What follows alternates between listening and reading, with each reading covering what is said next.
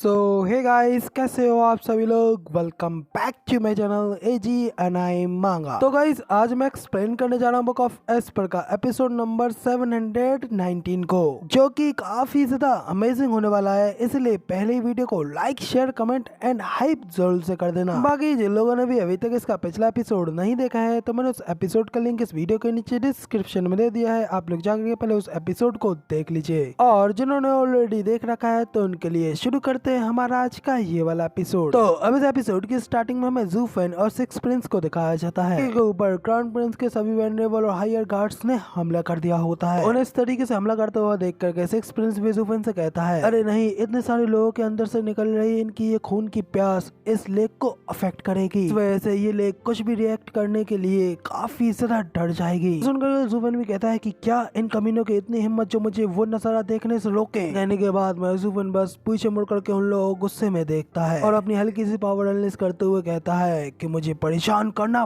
बंद करो। ज़ू फेन के बस इतना कहते ही ज़ू फेन की बॉडी से एक ऐसी भयानक एनर्जी अनलिस्ट होती है कि उसके पीछे से उसके ऊपर हमला करने वाले सभी लोगों के ऊपर पड़ती है, और वो सभी लोग उससे हिट होते ही दूर जाकर के गिरते हैं और बस मारे जाते हैं या फिर बेहोश हो जाते हैं। इधर ज़ू फेन और सिक्स प्रिंस तो अभी भी लेक के रिएक्ट करने का इंतजार कर रहे होते हैं। उन लोगों के पीछे उस वेनरेबल को छोड़ करके बाकी सभी लोग ज़ू फेन और सिक्स प्रिंस के पीछे बेहोश पड़े होते हैं। सिक्स प्रिंस भी उन लोगों की ऐसी बुरी हालत को मुड़ करके देखता है कि ज़ू फेन की इतनी सारी टेरिफाइंग पावर्स को देखने के बाद में ट्यूबा लियू फेंग और लियानेट दोनों की आंखें खुली की खुली रह जाती हैं। उन्होंने अभी तक समझ भी नहीं आ रहा होता है कि आखिर ज़ू फेन ने अभी अभी उन लोगों के साथ में क्या किया। तो वहाँ पे क्राउन प्रिंस का वही वेनरेबल जो कि कुछ देर पहले ज़ू फेन से कुछ ज्यादा ही बोल रहा था, तो अपने बाकी के लोगों की इस तरीके की हालत को देख करके अपने घुटनों पर आ जाता है, और साथ ही उसका शरीर डर के मारे थर-थर कांप रहा होता है। कांपते हुए ही कहता है कि नहीं, ऐसा नहीं हो सकता, ये तो एक सोल इम्पैक्ट था। तो क्या इसका मतलब ये एक्चुअली में एक इथेरियल स्टेज का एक्सपर्ट है। ट्यूबा लियू फेंग भी ज़ू फेन के बारे में सोचते हुए यही कहता है, लड़का अब तो पहले से भी कई गुना ज्यादा टेरिफाइंग हो गया है। तो उन सब लोगों के ऊपर इधर ध्यान दिए बिना ही ज़ू फेन सिक्स प्रिंस से कहता है, प्रिंस अब तो वो सब लोग शांत हो गए ना, तो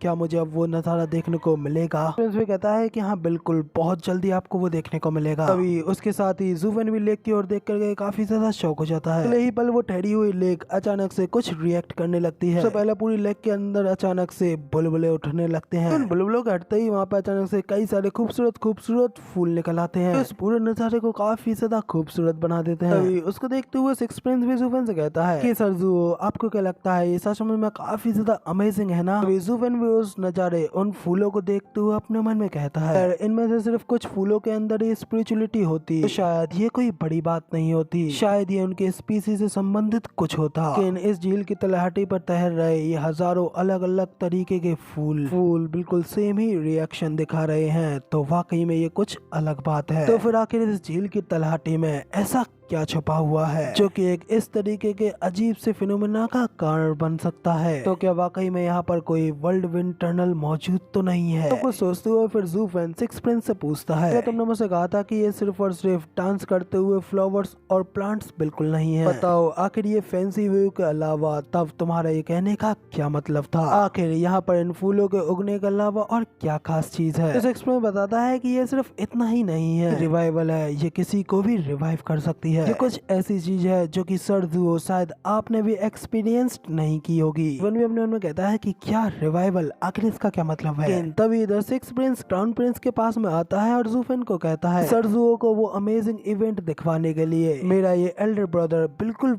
परफेक्ट कैंडिडेट है, इसलिए सर ज़ू अब प्लीज थोड़ा ध्यान से देखना। सिक्स प्रिंस हाथ उठाते हुए ऊपर जोर से कहता है कि आओ और दावत खाओ फ्लावर्स की परी। अचानक से वो नदी कुछ अलग ही रिएक्शन देते हुए वहाँ पे तेजी से गोल गोल घूमने लगती है। इसके इतनी तेजी से घूमने की वजह से वहाँ पे एक बड़ा सा बवंडर बनता है, और वो पानी का बना बवंडर ऐसे उड़ते हुए ज़ू फेन के सामने से क्राउन प्रिंस के ऊपर से निकल जाता है। क्राउन प्रिंस के ऊपर से घूमते हुए उस बवंडर के अंदर से कई सारे उसकी पानी की बूंदे क्राउन प्रिंस के ऊपर गिरती हैं। बूंदे के उसके ऊपर गिरते ही क्राउन प्रिंस का वो चेहरा जैसे कूट कूट करके ज़ू फेन ने एकदम भरता बना दिया था, उससे अगले पल ही बिल्कुल ठीक हो जाता है और क्राउन प्रिंस को भी होश आ जाता है, जो देखकर ज़ू फेन भी काफी ज्यादा शौक रह जाता है। अपने मन में कहता है कि क्या इतनी तेजी से इतनी क्विक रिकवरी का इफेक्ट तो बिल्कुल मेरे रिटर्निंग ड्रैगन रॉड की तरह है, या फिर यूं कहूँ उससे भी कहीं गुना ज्यादा शक्तिशाली। दूसरी ओर मूनो की चीटें न सिर्फ क्राउन प्रिंस के ऊपर पड़ती हैं बल्कि वहाँ पर ट्यूबा लियू फेंग के ऊपर भी पड़ती हैं। ट्यूबा लियू फेंग की कुटाई के वो सारे घाव भी इंस्टेंटली बिल्कुल ठीक हो जाते हैं। तभी सिक्स प्रिंस विदर जूफन से कहता है कि सर जू तो बताइए वाकई में है ना कितना ज्यादा अमेजिंग चीज। सर क्राउन प्रिंस को तो अभी भी उठने के बाद में कुछ भी समझ में नहीं आया होता है। उठते ही जब जूफन को बिल्कुल ठीक दिखता है तो वो उसे देखते ही हैरान होते हुए कहता है कि तुम आखिर अभी तक जिंदा कैसे खड़े हो। अगले पल ही जूफन गायब होते हुए ठीक उसके साइड पे आ जाता है और बड़े ही कूल अंदाज में वापस से उसके सिर को पकड़ता है और बूम फिर से बड़ी तेजी से उसके सिर को नीचे जमीन में दे मारता है।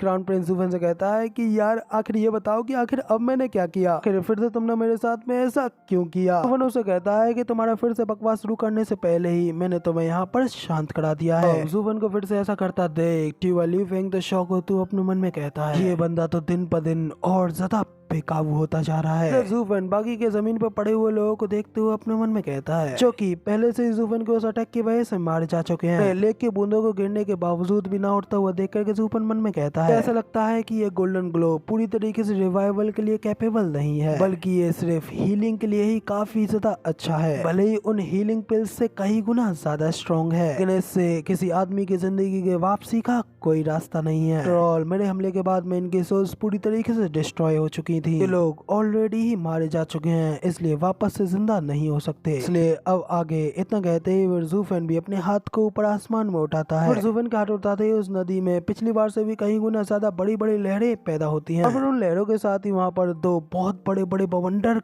क्रिएट हो जाते हैं जिनके सेंटर में खड़े होते हुए जूफन अपने मन में कहता है कि मुझे ये पता लगाना ही होगा कि आखिर ये गोल्डन ग्लो कहाँ से आई है। ये सब कहते हुए उस नदी को अपने कंट्रोल में कर रहा होता है। उसे ये करता हुआ देख सिक्स प्रिंस जूफन से पूछता है कि सर जू आखिर आप ये क्या कर रहे हैं। कहता है कि मैं ये चेक कर रहा हूँ कि आखिर इसके नीचे है क्या चीज। सिक्स प्रिंस जूफन से कहता है कि इस अद्भुत चीज को खोजने के बाद से ब्रदर ने भी इस चीज के राज को जानने के लिए इस लेक के अंदर अपने कई सारे लोगों को भेजा था, लेकिन बहुत सारा प्रयास करने के बावजूद भी उन लोगों के हाथों कुछ नहीं लगा। लेकिन इतना सुनते ही जूफन की एक आंख अचानक से गोल्डन कलर में ग्लो करने लगती है। फिर वो सिक्स प्रिंस से कहता है कि जस्ट बिकॉज वो लोग ये चीज को करने में फेल हो गए तो क्या इसका मतलब ये नहीं है कि इस चीज में मैं भी फेल हो जाऊंगा। जूफन अपनी आइज ऑफ द वाइट की पावर का इस्तेमाल करते हुए उस नदी की गहराइयों में ढूंढने लगता है। तो वह कहता है कि जरूर यहाँ पर कुछ ना कुछ चीज तो अजीब होनी ही चाहिए। पूरी नदी को ढूंढने के बावजूद भी जब उसे कुछ नहीं दिखता वो अपने मन में कहता है कि क्या वाकई में यहाँ पर कुछ भी नहीं है। मगर तभी अचानक से एक गोल्डन कलर की एनर्जी जूफन की आंखों से गुजर करके आगे बढ़ जाती है। इसे देख कर जूफन भी काफी ज्यादा हैरानगी के मारे शौक रह जाता है और फिर उस चीज को पकड़ने के लिए इधर जूफन अपने हाथ को आगे बढ़ाता है और कहता है कि divine eyes of the void sixth stage. ये सिक्स्थ स्टेज की पावर इतनी ज्यादा पावरफुल होती है तो उसके सामने के पूरे स्पेस को ही अपने कंट्रोल में ले लेती है और जब स्पेस जूफन के कंट्रोल में है तो उससे गुजर रही हर चीज जूफन को बिल्कुल क्लियर नजर आती है। जब जूफन उस गोल्डन लाइट के गुजर रहे गेट को ही लॉक कर देता है तो जूफन को उस स्पेस लॉक के अंदर हमें एक गोल्डन कलर की परी दिखाई जाती है जो कि वही फ्लावर फेरी होती है जो कि उस नदी से बाहर निकली होती है।